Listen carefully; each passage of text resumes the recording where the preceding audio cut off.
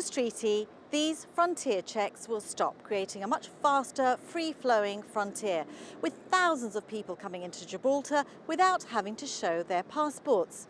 Instead, other security systems will take over, such as AI facial recognition technology. So what would happen if a man who is wanted for murder tries to enter Gibraltar in a car, as happened last week, without a border guard there to carry out a passport check and arrest him?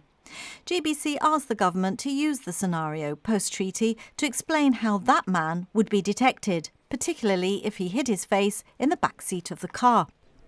In answer to our questions, the government says randomised checks are the current legal standard at the Gibraltar frontier. These checks are carried out by both Gibraltar and Spanish authorities, and while they occasionally result in the detection of wanted individuals, this happens more by chance than design. In most cases, travellers pass through after a simple ID check. It says the future frontier arrangements under the treaty will represent a significant improvement.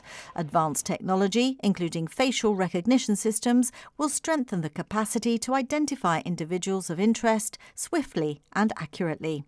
An enhanced police presence will also ensure that any suspicious behaviour or activity in the area is acted upon immediately.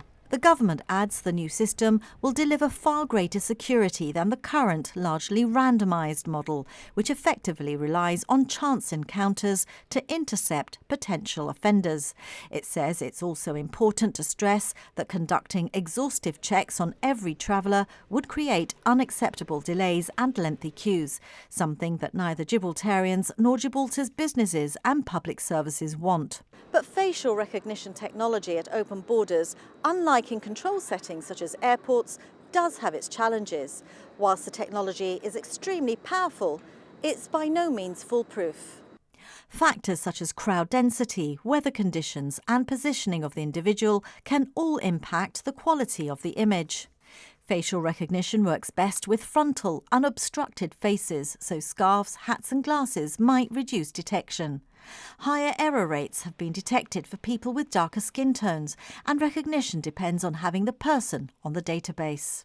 The European Data Protection Board and other authorities in European Commission-led efforts in Brussels are also expressing concern about data breaches and the privacy risks posed by biometric and facial recognition systems.